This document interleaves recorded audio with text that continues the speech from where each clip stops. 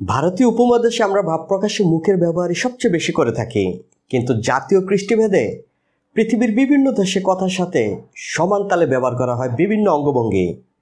বিশেষ করে সেখানে হাতের ব্যবহার থাকে চোখে পড়ার মতো। হাতের বিভিন্ন অঙ্গভঙ্গি ভাব প্রকাশে ব্যবহার করে থাকি আমরাও। আজ আমি আপনাদেরকে দেশ ও বিদেশের বিভিন্ন অঙ্গভঙ্গি এবং তার সঠিক অর্থ জানানোর চেষ্টা করব। তাহলে চলুন শুরু করি। প্রথমেই দেখুন হাতের দুই আঙ্গুলের এই ভঙ্গিটি, এটাকে আমাদের দেশের বেশিরভাগ মানুষ ভিক্টোরি বা বিজয় সাইন হিসেবেই দেখে থাকেন। বিশেষ করে খেলাতে জিতার পর এই চিহ্নটি কম বেশি সবাই দেখিয়ে থাকেন।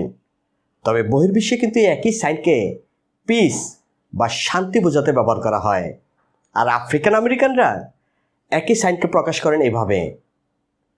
এবার দেখুন, সব আঙ্গুলকে মুঠো নিয়ে যদি বুড়ো আঙ্গুলকে এভাবে উপরে রেখে কাউকে দেখান, তার মানে দাঁড়ায় ঠিক আছে বা বেশ ভালো অথবা সমর্থন করা।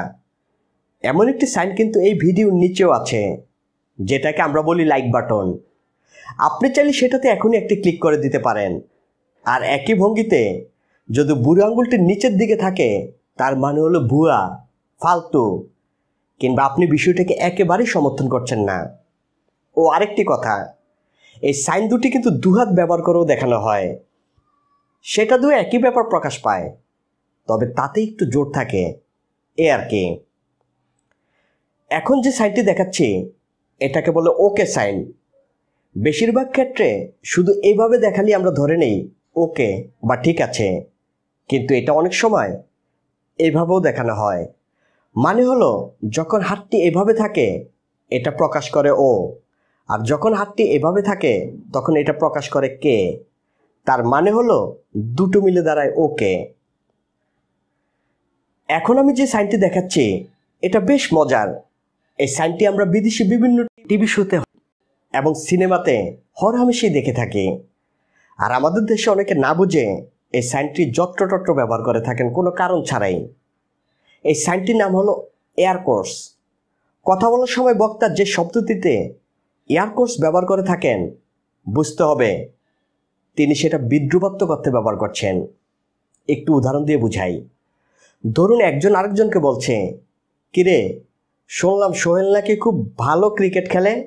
দেখুন, এখানে বক্তা ভালো শব্দটিতে এয়ার কোর্স করেছে। তার মানে হলো সোহেল একেবারেই ভালো ক্রিকেট খেলে না, তাই কথা বলার সময় এয়ার কোর্সটি বুঝে শুনে প্রয়োগ করা উচিত।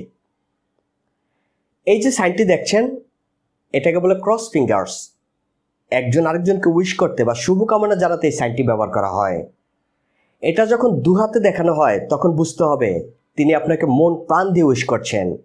যেমন আপনি আপনার বন্ধুকে বললেন, দোস্ত কাল আমার খেলা আছে, দোয়া করিস। তখন যদি আপনার বন্ধু আপনাকে ক্রস ফিঙ্গার্স দেখায় তখন বুঝবেন সে আপনার জন্য দোয়া করছে বা আপনি যাতে ভালো খেলেন তার জন্য শুভকামনা জানাচ্ছে।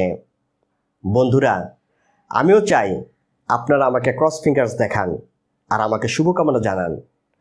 কারণ আমি আজ হাতের অঙ্গভঙ্গি নিয়ে এই ভিডিওটি এখানেই শেষ করছি। তবে আমি শেষ করলেও এমন অঙ্গভঙ্গি আরও অনেক আছে। যদি আপনারা সেগুলি সম্পর্কে জানতে চান তাহলে দয়া করে মন্তব্যে জানান। তাহলে আমি অবশ্যই এটা নিয়ে দ্বিতীয় পর্বে আবার আপনাদের সামনে হাজির হব। আর যাওয়ার আগে একটি অনুরোধ আপনাদের কাছে রাখতে চাই, যদি আমার চ্যানেলটি সাবস্ক্রাইব করা না থাকে তাহলে অবশ্যই সাবস্ক্রাইব করুন। সবাই ভালো থাকুন।